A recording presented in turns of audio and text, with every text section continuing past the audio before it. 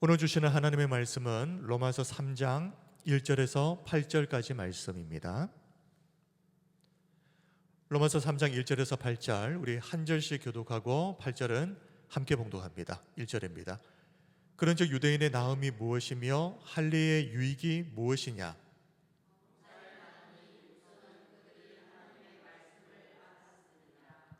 어떤 자들이 믿지 아니하였으면 어찌하리요? 그 믿지 아니함이 하나님의 미쁘심을 패하겠느냐?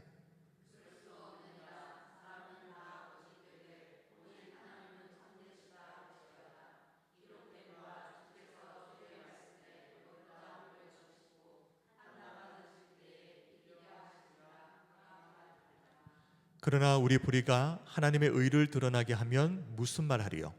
내가 사람의 말하는 대로 말하노니 진노를 내리시는 하나님이 불의하시냐?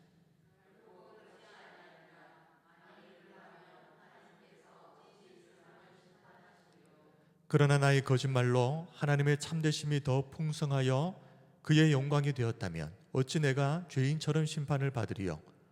또는 그러면 선을 이루기 위하여 악을 행하자 하지 않겠느냐? 어떤 이들이 이렇게 비방하여 우리가 이런 말을 한다고 하니 그들은 정죄받는 것이 마땅하니라. 아멘. 오늘은 하나님의 큰 그림을 보라는 제목으로 로마서 강의 8번째 시간 시작하도록 하겠습니다. 지난 시간 설교 제목 혹시 생각나십니까? 2주 전입니다. 표면적 유대인과 이면적 유대인이었습니다. 로마서 2장을 보게 되면 바울은 이 유대인들을 비판합니다. 크게 두 가지 점 때문이었습니다. 유대인들은 우리는 율법을 소유한 민족이다. 그리고 우리는 할례를 받은 하나님께 선택받은 민족이다. 이렇게 이 두 가지를 자랑하면서 자신들이 이방인들에 비해서 우월하다라고 주장했습니다. 그런데 바울은 이 점에 대해서 유대인이라고 해서 이방인보다 더 나을 것이 하나도 없다.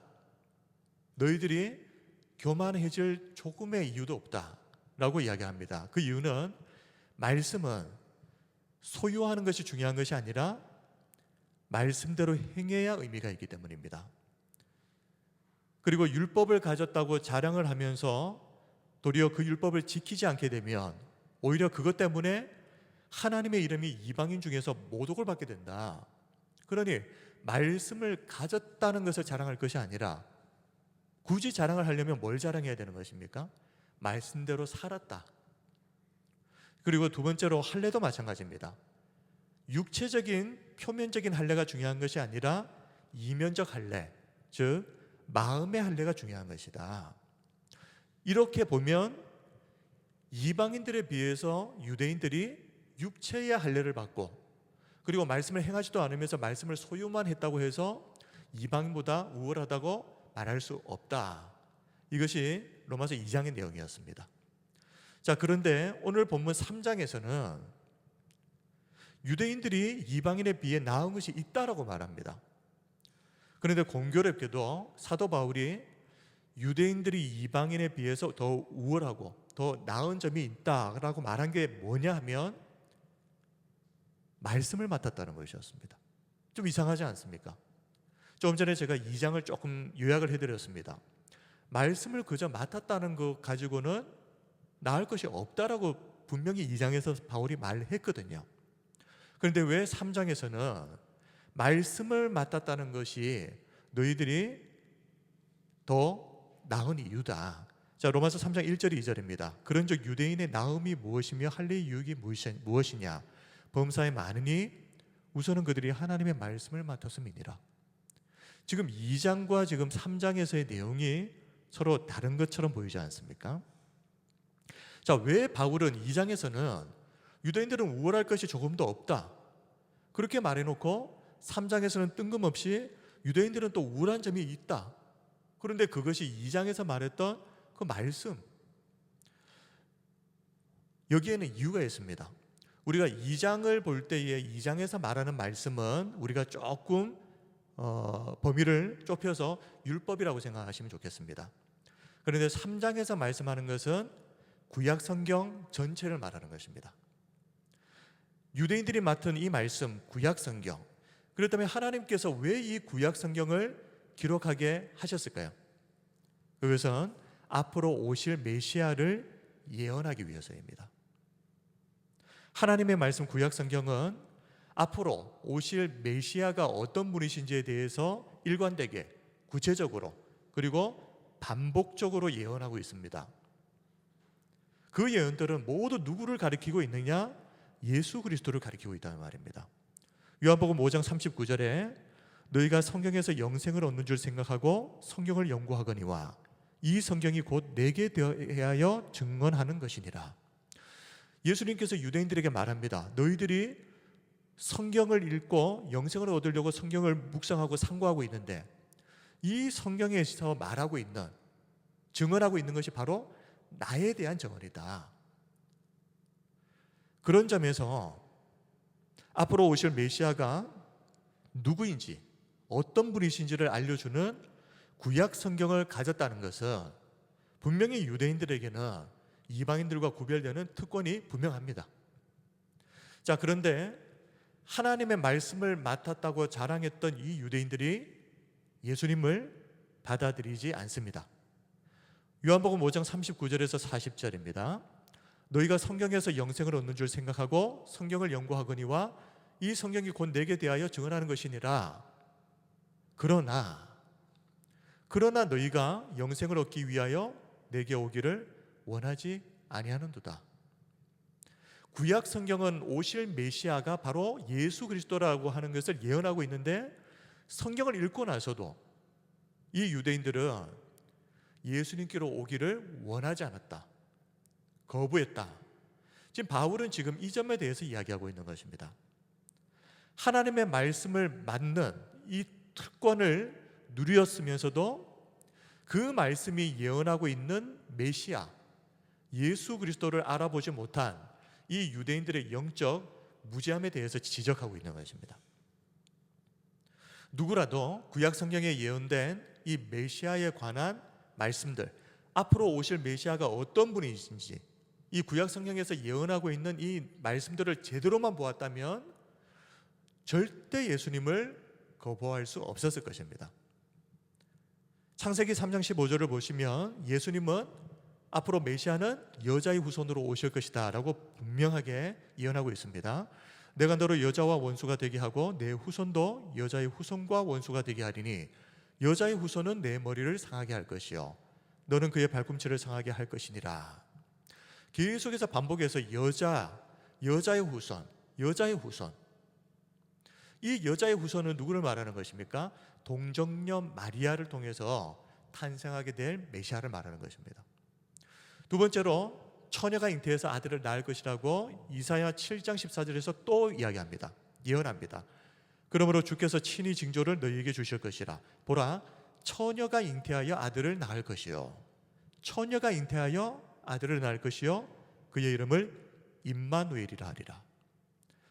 자, 그리고 이사야 9장 6절을 보면 나실 그 아기, 처녀의 몸에서 잉태하여 이 땅에 나실 그 아기가 어떤 분이신가 이렇게 말합니다.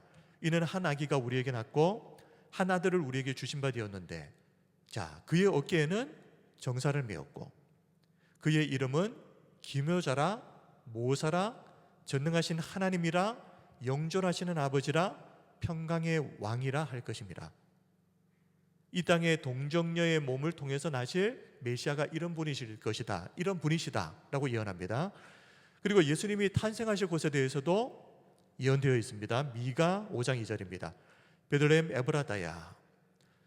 에브라다야 너는 유다 족속 중에 작을지라도 이스라엘을 다스릴 자가 네게서 내게로 나올 것이라. 그의 근본은 상구에 영원에 있느니라. 예수님께서 메시아가 베들레헴에서 탄생하실 것에 대해서 예언되어 있는 것입니다. 그리고 스가랴 9장 9절을 보면 예수님이 겸손의 왕으로 오신다라고 예언합니다. 시온에 따라 크게 기뻐할지어다. 예루살렘에 따라 즐거이 부를지어다. 보라, 내 왕이 내게 임하시나니 그는 공의로우시며 구원을 베푸시며 겸손하여서 나귀를 타시나니 나귀의 작은 것 곧 나귀 새끼니라. 예수님은 스가랴 9장 9절 말씀대로 예루살렘에 입성하실 때 겸손의 왕으로서 어린 나귀 새끼를 타고 입성하십니다. 그리고 이사야 53장을 보면 우리 죄를 짊어지고 가는 고난받는 종에 대해서 한 장 전체가 예언하고 있고요. 그리고 시편 22편을 보면 예수님께서 달리실 그 십자가의 고통을 상세하게 묘사합니다. 그리고 조롱받고 손과 발이 찔리게 되는 그 일들에 대해서 묘사를 하고 있습니다. 자, 성경은 이렇게, 구약 성경은 이렇게 정확하게 앞으로 오실 메시아가 어떤 분이신지에 대해서 예언하고 있습니다. 그런데 유대인들은 이 말씀을 그렇게 보았음에도 계속해서 지속적으로 예수님을 거부한 것입니다. 요한복음 1장 9절에서 11절 말씀을 보시면 참빛 곧 세상에 와서 각 사람에게 비추는 빛이 있었나니 그가 세상에 계셨으며 세상은 그로 말미암아 지은 바 되었으되 세상이 그를 알지 못하였고, 그랬습니다. 세상이 그를 알지 못하였고 자기 땅에 오매 자기 백성이 영접하지 아니하였다. 마태복음 23장 37절에서 38절도 이렇게 말씀합니다. 예루살렘아 예루살렘아 선자들을 죽이고 내게 파송된 자들을 돌로 치는 자여, 암탉이 그 새끼를 날개 아래에 모음같이 내가 네 자녀를 모으려 한 일이 몇 번이더냐. 그러나 너희가 원하지 아니하였도다. 보라 너희 집이 황폐하여 버려진 바 되리라. 구약 백성들이 하나님께서 보내신 선지자들을 박해하고 죽였습니다. 그럼에도 불구하고 하나님께서는 그들을 여전히 용서하시고 이제는 하나님의 아들을 보내셨는데 그 아들마저도 이스라엘 백성들은, 유대인들은 거절하고 있다는 것입니다. 그리고 누가복음 4장을 보게 되면 예수님께서 고향인 나사렛에 유대인 회당에 들어가셔서 이사야 61장 말씀을 봉독하시고 지금부터 이제 메시아 사역이 예수님을 통해 시작되었다 하는 것을 선포하셨습니다. 그리고 18절 19절 말씀을 통해서 이사야 61장 말씀을 전하시죠. 그런데 그때 예수님의 고향 사람들인 이 나사렛 사람들도 예수님을 죽이려고 합니다. 그리고 유도의 종교 지도자들은 예수님을 신성 모독죄로 죽이려고 했습니다. 자, 왜 유대인들은 수천 년간 하나님의 말씀을 막고 있었음에도 불구하고 왜 예수님을 알아보지 못했던 것이겠습니까? 그들은 성경에서 말씀하시는 바 그대로가 아니라 본인들이 기대하는, 원하는 그 기대를 투영해서 성경을 보았기 때문입니다. 성경 말씀에서 이렇다 하면 그냥 있는 그대로 받아들이면 될 텐데 그 말씀에 렌즈 하나를 더 갖다 붙이는 겁니다. 내가 원하는 메시아.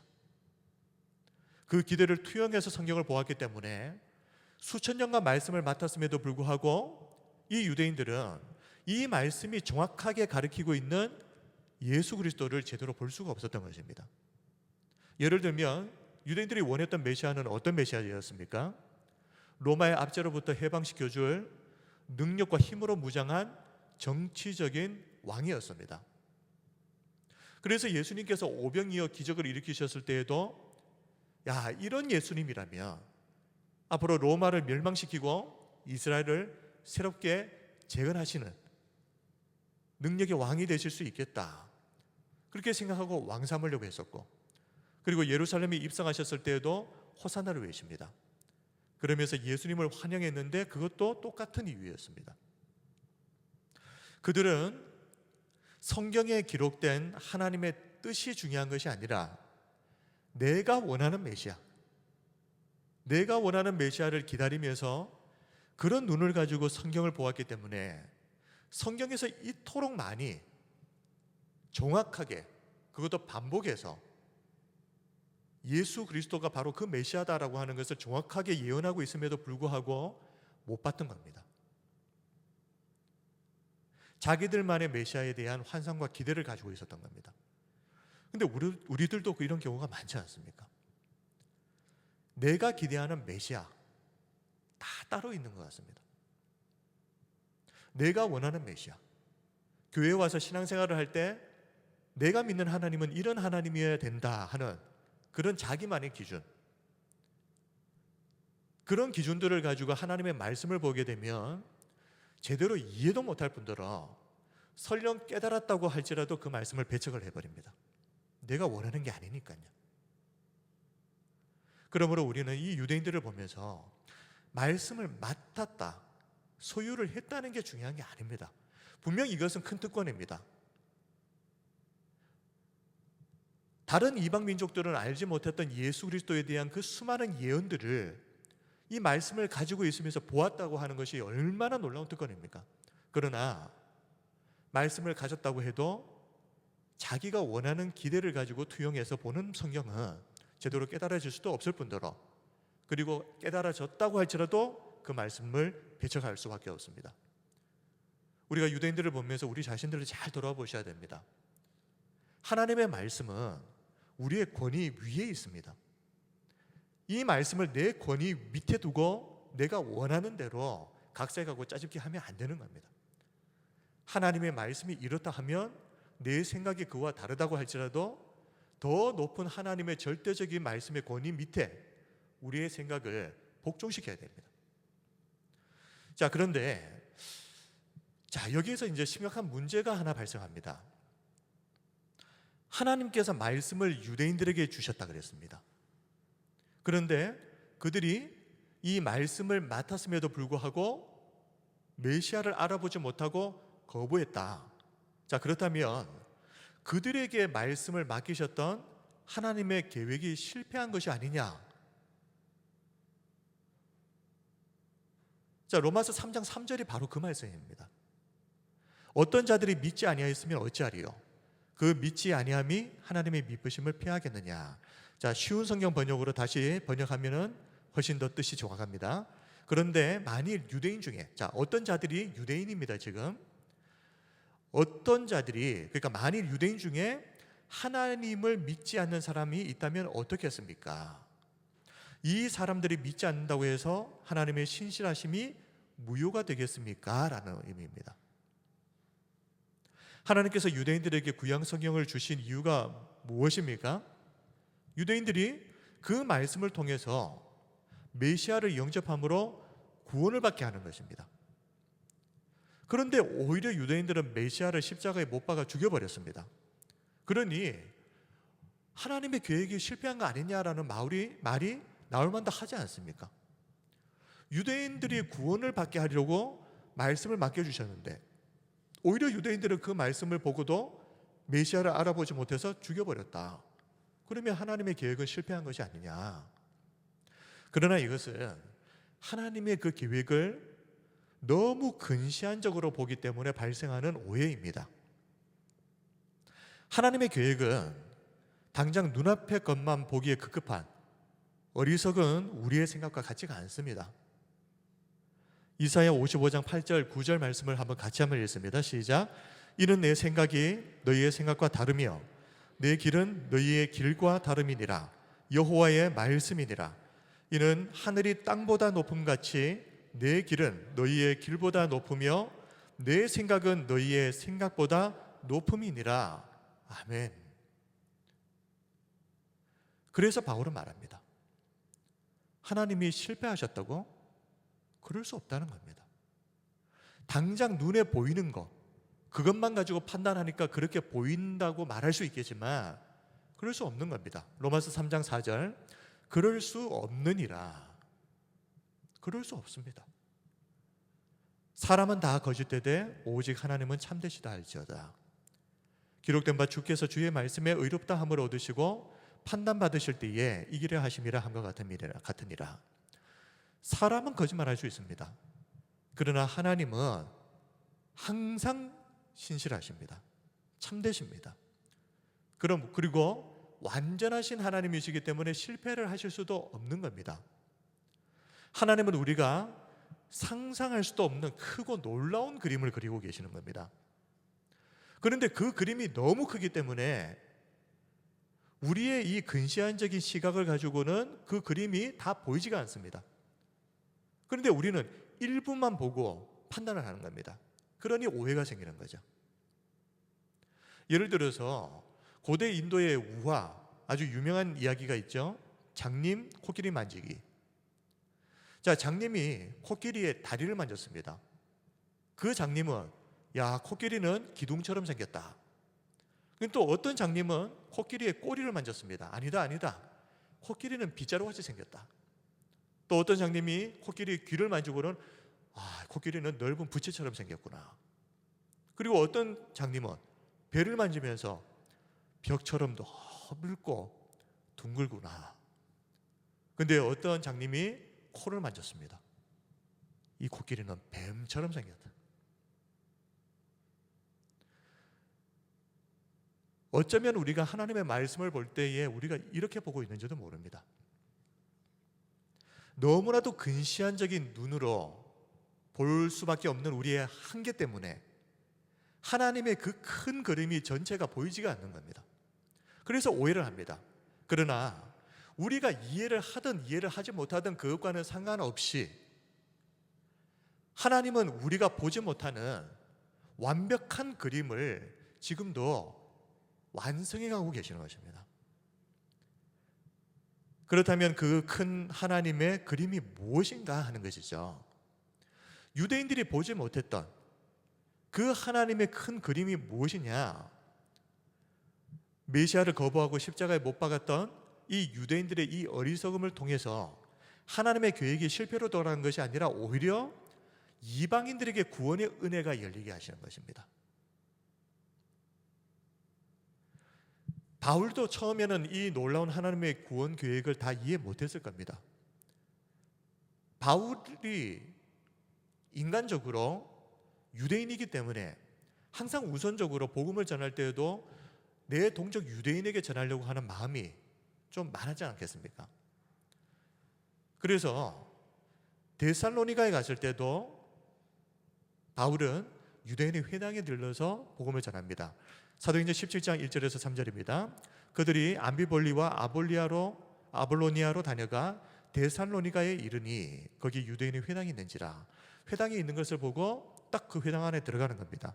바울이 자기의 관례대로 그들에게로 들어가서 새 안식일에 성경을 가지고 강론하며 뜻을 풀어 그리스도가 해를 받고 죽은 자 가운데서 다시 살아나야 할 것을 증언하고 이르되 내가 너희에게 전하는 이 예수가 곧 그리스도라. 바울이 이 데살로니가뿐만 아니라 가는 곳곳마다 항상 가장 먼저 들렀던 곳이 회당입니다. 유대인의 회당. 사도행전 18장 4절을 보면 안식일마다 바울이 회당에서 강론하고 유대인과 헬라인을 고면하니라. 이곳은 고린도 지역에 있는 회당을 말하는 것입니다. 근데 회당이라고 해서 유대인만 있는 것은 아닙니다. 사실 이 말씀에서도 유대인과 헬라인이 있었다. 이 헬라인들은 이방인이었지만 유대교를 믿겠다라고 선언하고 그리고 또 육신의 할례도 받고 이렇게 들어온 사람들을 말하는 겁니다. 어떻게 보면 또 넓은 의미에서도 유대인 같은 사람들이죠. 이 사람들도. 그리고 비시디아 안디옥도 마찬가지입니다. 사도행전 13장 14절 그들은 버가에서 더 나아가 비시디아 안디옥에 이르러 안식일의 회당에 들어가 앉으니라. 자, 이처럼 사도 바울은 하나님의 그 구원 계획이 유대인들의 어리석음을 통해서 모든 이방인들을 향해서 활짝 열리는 것이다 라는 것을 잘 이해하지 못했을 때는 일단 우선적으로 내 동족에게 복음을 전해야 되겠다라고 생각했습니다. 이 동족 구원에 관한 바울의 마음이 얼마나 간절했는지 로마서 1장 16절을 보면 내가 복음을 부끄러워하지 아니하노니 이 복음은 모든 믿는 자에게 구원을 주시는 하나님의 능력이 됨이라. 그리고 나서 먼저는 누구라고요? 유대인에게요. 순서를 정해야 된다면 먼저는 일단 유대인 그리고 헬라인에게로다. 로마서 9장 2절을 보면 나의 형제 곧 고륙의 친척을 위하여 내 자신이 저주를 받아 그리스도에게서 끊어질지라도 원하는 바로다. 내 동족 유대인이 구원받을 수만 있다면 내가 그리스도에게서 끊어져서 저주를 받아도 꼭 그렇게 되었으면 좋겠다. 그만큼 유대인들 동족의 구원을 간절히 바랬던 사람이 사도 바울입니다. 그러나 유대인들은 계속해서 완강하게 복음을 거부합니다.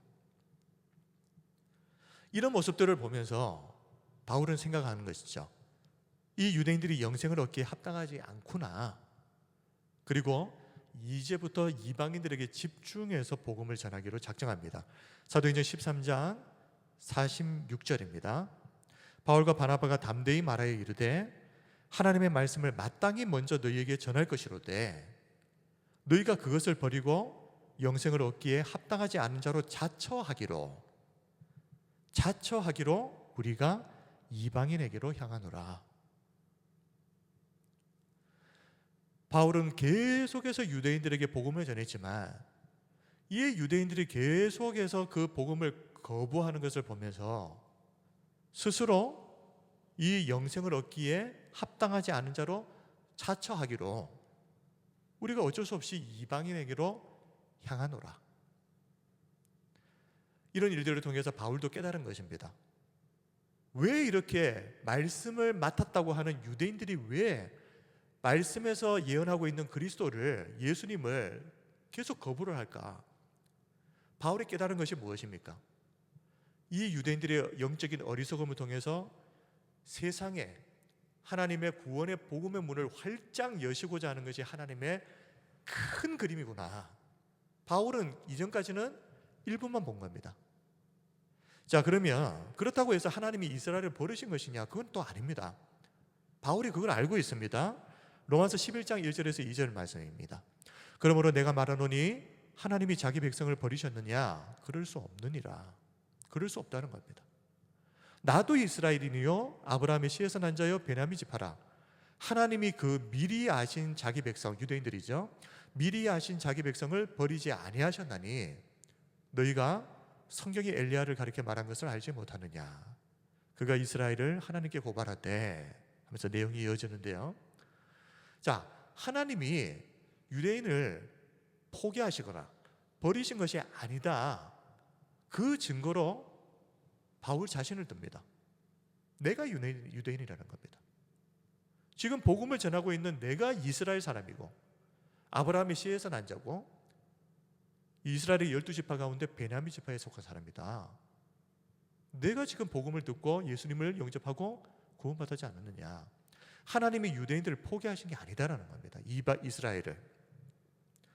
바울은 하나님의 그 큰 그림, 빅 플랜, 구원의 그 큰 계획, 이 계획이 이방인의 구원에만 그치는 것이 아니라 최종적으로는 복음을 거부했던 이스라엘까지도 복음을 받아들이는 때가 온다 하는 것을 바울은 알고 있었습니다. 로마서 11장 11절입니다. 그러므로 내가 말하노니 그들이 넘어지기까지 실족하였느냐? 그럴 수 없느니라. 넘어졌다는 것은 완전히 그냥 포기하고 실족하고 그냥 실패했다는 말이죠. 그게 아니라는 말입니다. 그럴 수 없다는 겁니다. 그들이 넘어짐으로 구원이 이방인에게 이르러 이스라엘로 시기나게 함이니라. 쉬운 성경 번역을 보면 그러므로 내가 다시 묻습니다. 이스라엘이 걸려 넘어져 완전히 망하고 말았습니까? 결코 그렇지 않습니다. 오히려 그들의 죄 때문에 구원이 이방인들에게 이르게 되었고 이스라엘은 이방인들을 보고 시기하게 되었습니다. 로마서 11장 25절에서 27절도 그 말씀입니다. 형제들아 너희가 스스로 지혜 있다 하면서 이 신비에 대해서 말합니다. 이 신비를 너희가 모르기를 내가 원하지 아니하노니. 이 신비가 어떤 신비입니까? 바울이 깨달은 놀라운 신비입니다. 이 신비는 이방인의 충만한 수가 들어오기까지 이스라엘의 더러는 우둔하게 된 것이라. 그리하여 온 이스라엘이 구원을 받으리라. 기록된 바 구원자가 시온에서 오사 야곱에게서 경건하지 않은 것을 돌이키시겠고 내가 그들의 죄를 없이 할 때에 그들에게 이루어질 내 언약이 이것이라 함과 같으니라. 바울은 하나님의 큰 그림을 보았던 것입니다.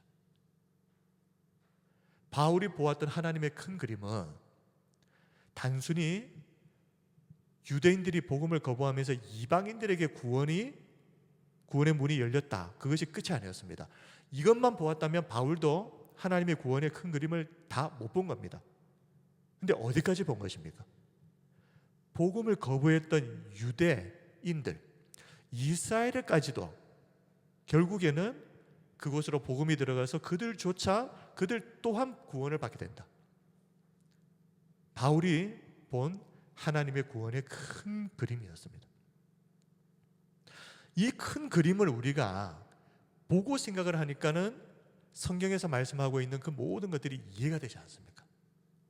우리가 퍼즐을 맞출 때 퍼즐이 어떤 그림인지, 최종적으로 어떤 그림인지를 모르고 맞추게 되면 정말 당황스럽습니다. 이게 어디다가 뭘 갖다 넣어야 되지?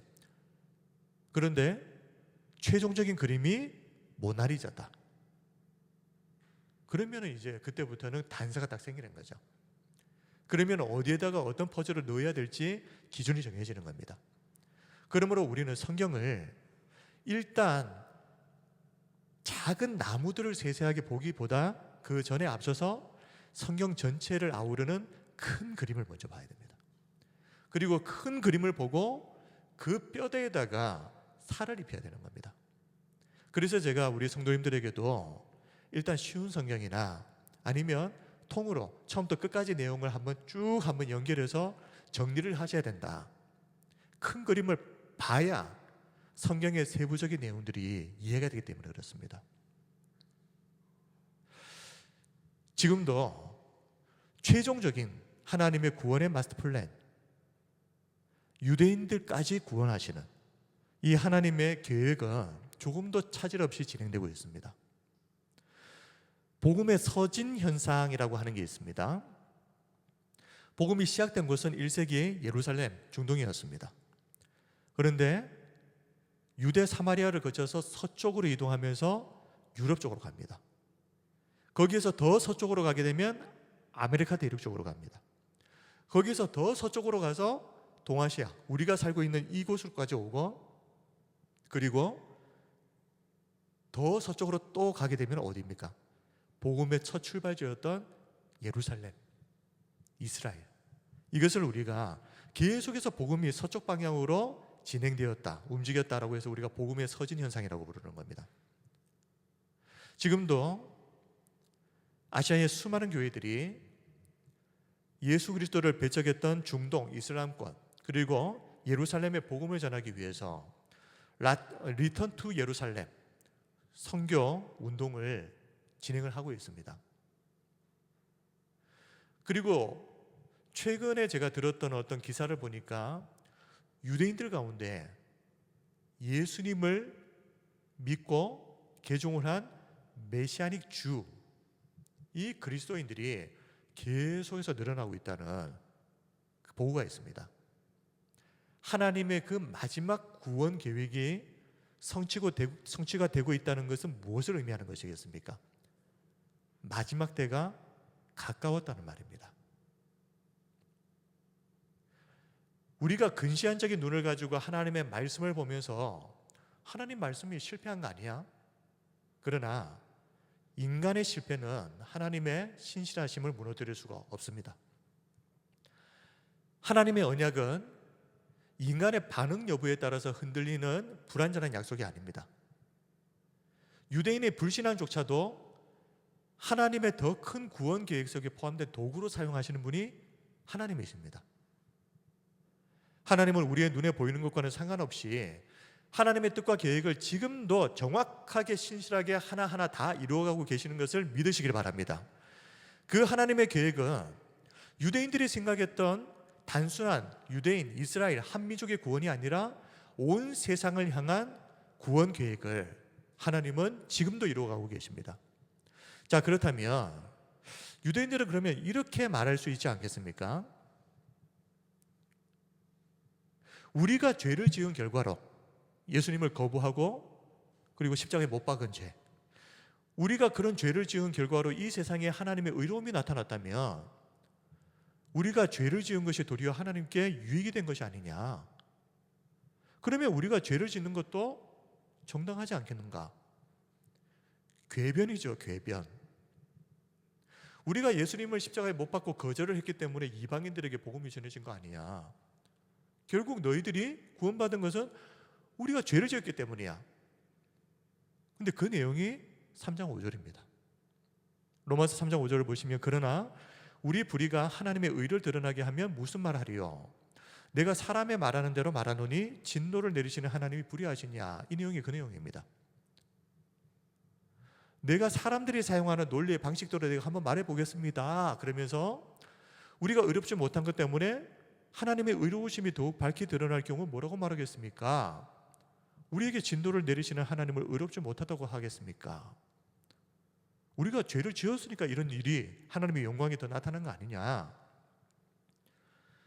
그러나 바울은 이런 궤변을 늘어놓는 사람들은 정죄를 받는 것이 마땅하다라고 말합니다. 6절, 결코 그렇지 아니하니라. 만일 그러하면 하나님께서 어찌 세상을 심판하시리요. 자, 이건 사도 바울이 지어낸 이야기가 아닙니다. 우리가 생각했을 때는 이건 말도 되지 않는 황당한 궤변이지 않습니까? 그런데 사도 바울이 머릿속에서 지어낸 이야기가 아니라 황당하지만 놀랍게도 실제로 그런 사람이 있었다는 겁니다. 이런 주장을 하는 사람이 실제로 있었습니다. 자, 로마서 3장 7절 말씀을 보시면 그러나 나의 거짓말로 하나님의 참되심이 더 풍성하여 그의 영광이 되었다면 어찌 내가 죄인처럼 심판을 받으리요. 이 똑같은 말이죠. 내가 거짓말을 해서 하나님의 참되심, 하나님의 선하심이 더 드러났다면 내가 거짓말을 한 것이 잘한 거 아니냐. 내가 왜 그걸 때문에 심판을 받아야 되느냐. 그런데 8절을 보십시오. 3장 8절을 보시면 또는 그러면 선을 이루기 위하여 악을 행하자 하지 않겠느냐. 그러면서 어떤 이들이, 실제로 이런 말을 했던 사람들이 있었단 말입니다. 어떤 이들이 이렇게 비방하여 우리가 이런 말을 한다고 하니 그들은 정죄받는 것이 마땅하니라. 이 무슨 말도 안 되는 궤변을 늘어놓는가 싶겠지만 오늘날에도 이렇게 자신의 죄를 정당화시키기 위해서 궤변을 늘어놓는 사람들이 많습니다. 예를 들어 볼까요? 내가 과거에 마약 중독자였고 수많은 죄를 지었는데 지금 회개해서 간증을 하니까 많은 사람들이 은혜 받고 회개하더라. 그렇다면 내가 과거에 죄를 지은 것이 결과적으로는 하나님께 영광이 된 거 아니냐? 이런 말 하는 사람이 있단 말입니다. 악이 선한 결과를 낳았다면 악도 정당화될 수 있는 거 아니냐? 그런데 실제로 군주론을 쓴 마키아벨리 같은 사람은요, 통치자는 국가의 안정을 위해서 거짓말, 배신, 살인 등 비도덕적인 수단도 사용할 수 있다. 결과만 좋다면 통치자는 그런 것들도 사용할 수 있다는 겁니다. 헤겔은 세상이 발전하기 위해서는 이 모순과 충돌을 통해서 더 나은 합을 이루어 가야 된다. 다시 말하면 뭔가 하나가 있습니다. 그런데 여기에 대해서 그것과 모순되는 반대 개념을 충돌시키면 처음에 원래 그것보다 더 좋은 합이 생긴다는 겁니다. 뭐 굳이 예를 들자면 민주주의가 최고야. 그런데 민주주의라고 해서 자유가 최고야. 그런데 자유가 최고라고 해서 사람들이 다 그냥 방종하게 되면 문제가 생기지 않습니까? 그래서 방종과 충돌을 시키면 자유가 좋지만 책임 있는 자유를 주장해야 된다. 이게 정반합입니다. 정과 반대가 되는 것을 충돌시켜서 더 나은 합을 이루는 것입니다. 이런 것들 때문에 일부 해석자들은 발전을 하려면은, 그러니까 더 선한 세상이 되려면은 이 선이 더 선이 되려면 뭐가 필요하다는 겁니까? 악이 필요하다는 겁니다. 이 선이 지금 현재 존재하고 있는 이 선에 악이 계속 충돌을 해야 거기에서 이 선이 더 발전된 개념의 선이 될 수 있다. 악을 정당화시키는 거죠. 이것도 교묘하게 말입니다. 그러나 하나님은 인간의 불순종까지도 사용하셔서 완벽한 구속사를 이루어 가시지만 그렇다고 해서 이것이 죄 자체를 정당화하는 것은 아닙니다. 자, 오늘 이제 말씀을 정리하겠습니다. 오늘은 하나님의 큰 그림을 보라 하는 제목으로 로마서 3장 1절에서 8절 말씀을 살펴보았습니다. 하나님의 말씀을 맡은 자로서 유대인들이 오신 메시아 예수님을 알아보지 못하고 오히려 박해하고 죽여서 이 유대인들로 인해서 하나님의 구원 계획이 실패한 것처럼 보였지만 하나님은 오히려 그들의 불순종을 통해서 온 민족의 구원 계획을 이루어가고 계신다. 그리고 마지막에는 이 복음을 거부했던 이스라엘로 다시 예루살렘으로 다시 돌아가므로 유대인까지 구원받는 온 세상의 구원이 이루어지는, 이것이 바로 하나님의 구원의 큰 계획이다. 유대인들은 이 구원의 큰 계획 전체 마스터 플랜을 보지 못했기 때문에 일부만 보고 오해를 해버렸습니다. 근데 사도 바울은 하나님의 이 구원의 계획의 전체 그림을 보았던 사람이었습니다. 우리는 감히 상상할 수도 없는 이 하나님의 크심 앞에서 어떻게 해야 되겠습니까? 항상 겸손해야 되는 겁니다.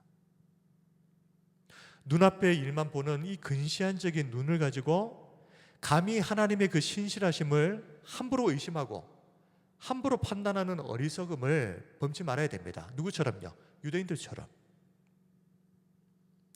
하나님은 말씀하신 그대로 반드시 행하시는 신실하신 하나님이신 것을 믿으시기 바랍니다. 그러므로 우리는 어떤 경우에도 하나님의 말씀을 신뢰하고 그리고 그 말씀을 붙잡고 믿음으로 살아가야 됩니다. 오늘 하나님의 큰 그림을 보라. 오늘 이 시간에 또 우리가 이 말씀을 붙잡고 기도하는 이 자리에 성령께서 기름 부어 주셔서 우리의 근시안적인 눈이 바울처럼 활짝 열려서 하나님의 큰 그림을 보게 되고 그리고 그 큰 그림 앞에 우리의 모든 의지와 생각과 계획을 복종시키는 하나님의 그 영광을 보는 우리 모든 성도님들이 다 되시기를 주님의 이름으로 축복하고 또 기도합니다. 아멘.